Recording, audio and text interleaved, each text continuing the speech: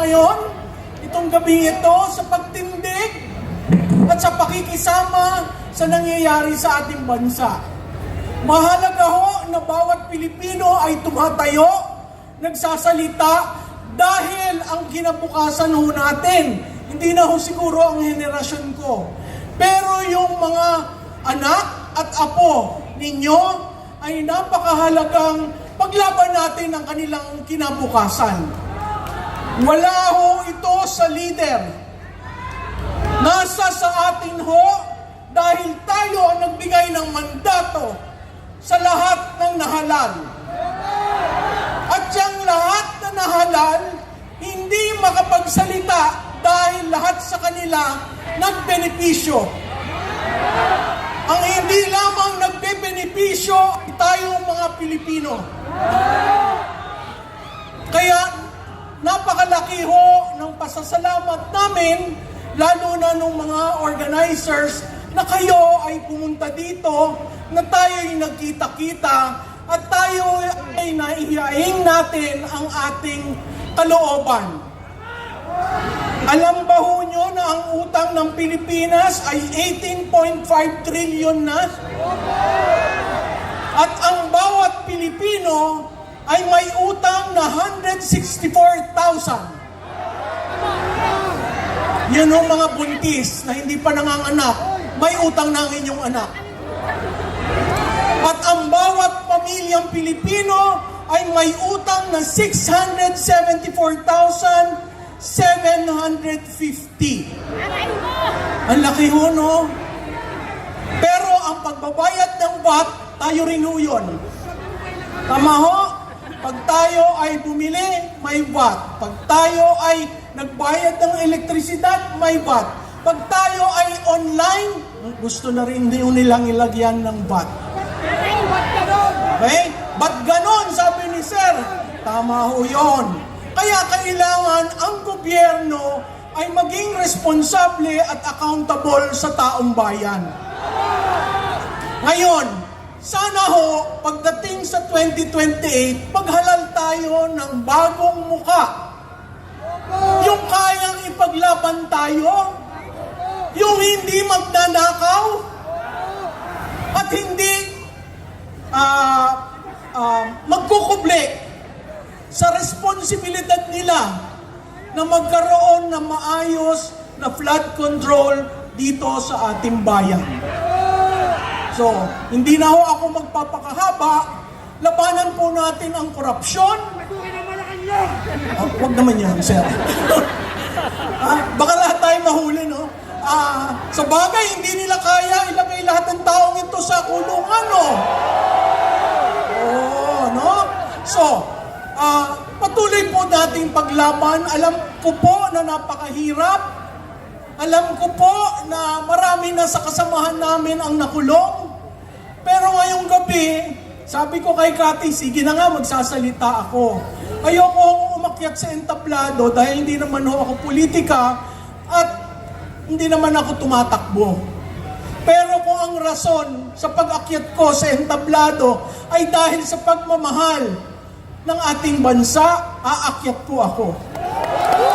Dahil yan na rin po ang sinusukli ko sa inyong pagpunta dito, sa inyong pagtayo, at sa inyong pagbigkas ng unang yung gustong sabihin sa ating gobyerno. Wag mo muna sugod, no? Sa July 27 ho, magkakaroon ng State of the Nation Address. Pang-5. Ha? Naalala nyo ang sinabi niya, mahiya naman kayo. 1 taon na ho, hindi ho nahihiya ang ating nahalal.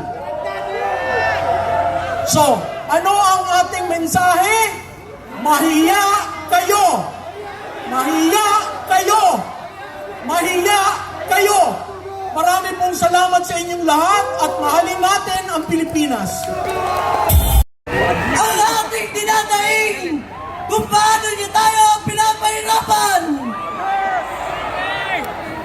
Ako ay isang kabataan na namulat dito sa ating bansa. Ipinaglalaban ko ang karapatan nating mga kabataan na makamit ang ating karapatan upang mabot natin ang ating pangarap. Dahil sa gobyerno ito, nararamdaman natin imbis na sila ay tila ating kakampi. Ngunit, bakit parang sila ang humahadlang sa ating mga pangarap? Papayag ba kayo na maghirap ang kapwa ninyo Pilipino? Papayag ba kayo na mamatay ang kapwa ninyo Pilipino sa gutom? Kaya patansigin ang dapat patansigin ang mga kurap, ang mga sakip sa kaban ng bayan. Tayo ang kabataan, kabataan may paninindigan, kabataan may pangarap, kabataan may pinaglalaban. Nakikita tayo ngayon ng nasa palasyo. Kung buhay lamang si Gat Andres Bonifacio, pinagtatagalan niya kayo!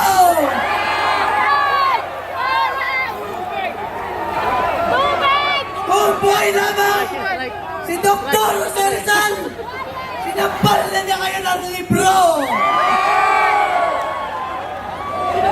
Gising kabataan! Magpanami tayo! Bigyan natin ng dahilan ang kapwa kabataan natin upang sumali sa samahan ito. Hindi ito pansariling interes lang. Buhay at dangal ng Pilipino ang pinaglalaban natin. Sabi ni Jose Rizal, tayo ang pag-asa ng bayan. Kabataan ang pag-asa ng bayan. Tayo ang mauna upang tuntukan ang korupsyon sa ilang bayan. Gaya ng sabi kanina, kung buhay nga lang nga si Andres Bonifacio, pinagtatagalan na kayo. Tayo kabataan! Buhay tayo ngayon! Isulong natin ang pinaglaban ng mga bayanan! Hindi lamang ako o ang sarili ko ang pinaglalaban ko. Ang kapwa ko estudyante. Tumingin tayo sa mga liblib na lugar dito sa ating inambayan. Ang estudyante at ang guro ay siyang nagpupuwis ng buhay upang makabit lamang ang pag-aaral na kanilang pinapangarap. Mabuhay kabataan!